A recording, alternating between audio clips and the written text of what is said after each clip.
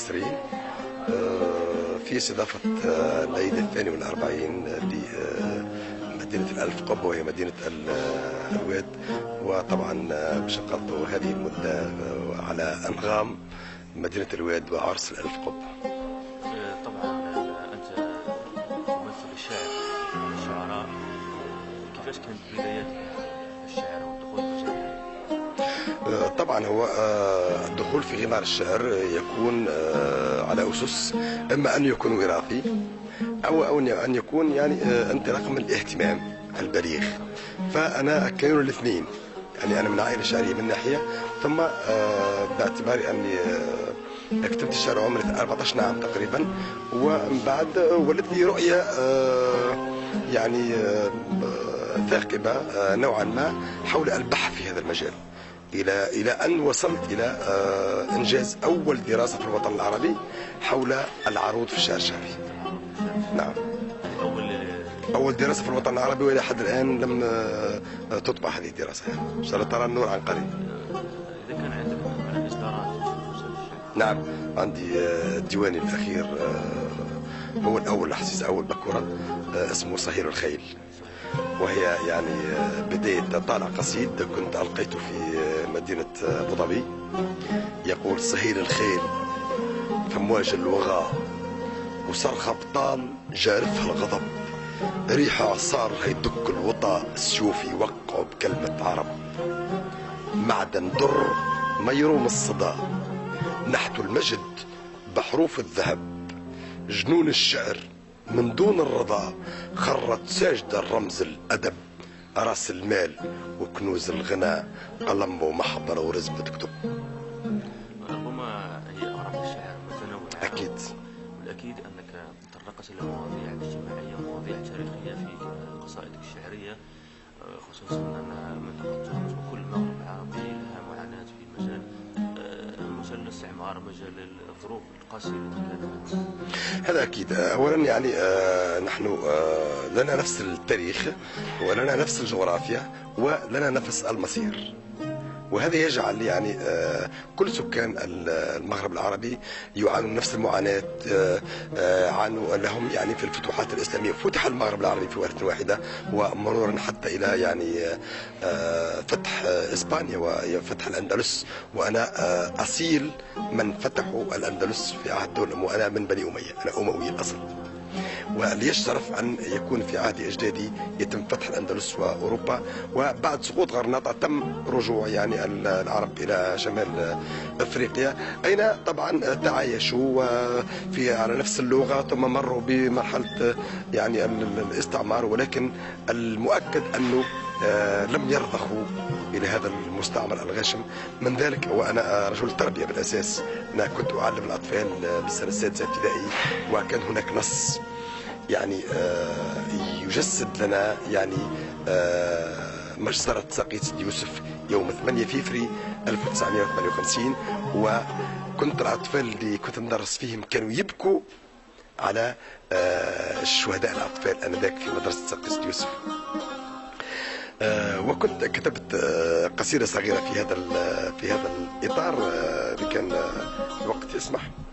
أقول وأنا أتكلم من تونس: دون على صدر الزمن حروفي، وخلي الكواكب حافلة بابياتي، قبل أبيات الشعر بين رفوفي يحجوا لها عايش وبعد ماتي، سجل حروف كلامي ونزل على كف الزمن أحلامي، حبر الذهب ما تشيح منه أقلامي، والضاد ما يغيبش على بصماتي، وطعم العسل في الشعر طول أيامي، بيه نابض قوافيه بين أبياتي، فيه من أمل الشعر ما هو سامي، والحلو من بعد المرارة ياتي، سقيناه من دم الشهيد الحامي، البيه ينبض القلوب قبل ماتي، أرواح طرزت فوق الجبين وسامي، لجل الوطن هانت فدت حياتي، وكان تنشدوا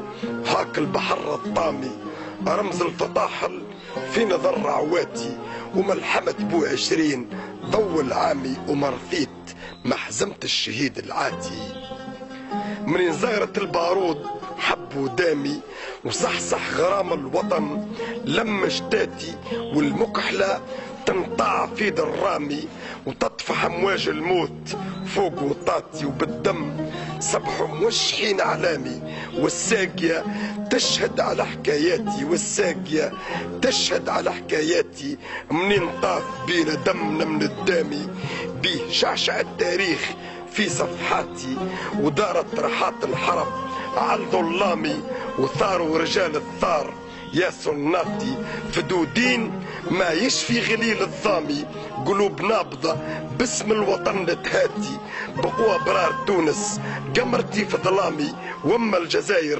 مفخر على حياتي ويا روح جدي ابشري بسلامي وجنات عز الخلد في دعواتي نبي أجيال الشامخة قدامي فراسين منهم نابعة خصلاتي على رجال منهم شع نقشر خامي ومسي على الواحات بين نباتي على الواد حوم وهز سلامي وين من غلاهم شام خراياتي ومهما القوافي يخشعوا قدامي ليك ناو شعري خالصة حياتي ودون على صدر الزمن حروفي خلي الكواكب حافلة بأبياتي وقبلت أبيات الشعر بين رفوفي يحجولها عايش وبعد ماتي. ما شاء الله يعني قصة كاملة تحكي المعاناة وتحكي كل الظروف اللي كانت في ذلك الوقت وامتزاج الحضارة الاجتماع الشعبية التونسية والجزائرية بخصوص الأخوة. هذا أكيد.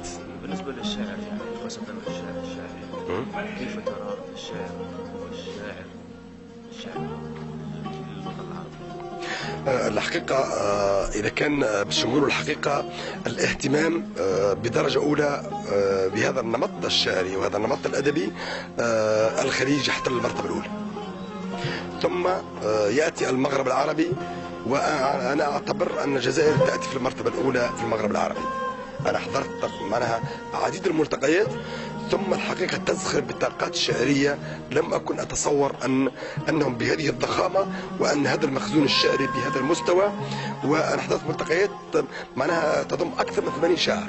إذا وهذا الفضل فيه يرجع إلى الدولة من ناحية يعني الجهاز الحكومي يعني في وزارة الثقافة تهتم بهذا المجال. اثنين أنه هناك جمعية الجمعية الجزائرية للأدب الشعبي ورئيسها الشاعر الكبير توفيق ومان وكذلك هو ساهم في تأسيس الرابطة المغاربية للأدب الشعبي وأنا أحد أعضاء هذه الرابطة وأيضا يرأسها الشاعر توفيق ومان وكل أقطار المغرب العربي ممثلة في هذا المجال. والآن الحقيقة من أجل رعاية هذا المجال ومن أجل صيانة هذا التراث الشعبي وهذا الموروث يعني الآن ترى هذا التبادل الثقافي تم تشييد جسر ثقافي كبير بين أقطار المغرب العربي ولا سيما تونس والجزائر. من ذلك أنه أصبحنا يعني ننظم تظاهرات مشتركة حول التراث الشعبي عموما وخصوصا الأدب الشعبي. في نفس السياق سؤال كما قلت الحفاظ على التراث والموروث الثقافي والتاريخي أنت الآن تحضر عدة نعم المشاريع التي بنفس هذا الموضوع. نعم الحقيقة نحن نشد على أيدي كل المبدعين من أبناء الواد وكذلك كل المهتمين بهذا المجال الحقيقة حتى نعطي لكل ذي حق حقه.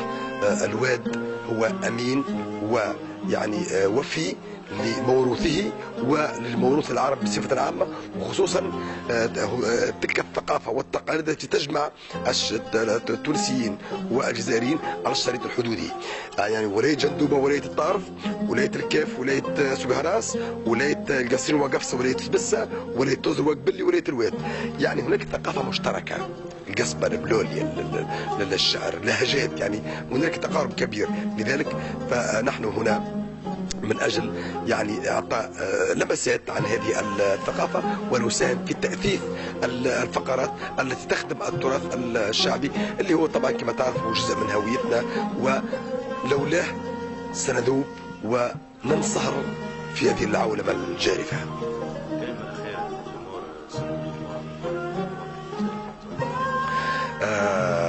نحبش نشكر في الاول. انا نحب يعني تحيه تقدير واجلال لهذا الوطن الكبير ولكل جزائري، لانه اعطى للعالم درس في الوطنيه. هذا من ناحيه، وان شاء الله يظلوا اوفياء الى هذا العلم الابي والى تلك الرايه الشامخه. والناحيه الثانيه نحب نشكر ايضا الجهاز الاعلامي بصفه عامه لما ينعب به من حريه، وهذا يعني الحمد لله على هذا الشأن في الجزائر، لأن سبقت الدول العربية كل. وأخص بالذكر قناة الجريد على اهتمامها وتغطيتها للتظاهرات الثقافية. خصوصا أنا يعني استبشرت برشا وقت اللي شفت الإطار والديكور اللي تصور فيه يعني التلفزة، هو ينم على تراث وينم على موروث شعبي. وأمنيتنا ومن هذا المنبر أدعو كل أصحاب الشأن وأصحاب القرار تخصيص قناة جزائرية للتراث الشعبي. شكرا لك. أشكرك على حفظ صدرك والكلام الجميل. العفو. الموزون بالشعر والثقافة وكل شيء يعني يبدو طيب من وزارة تونس. شكرا لك. وزورونا في تونس الخضراء. زورونا. شكرا.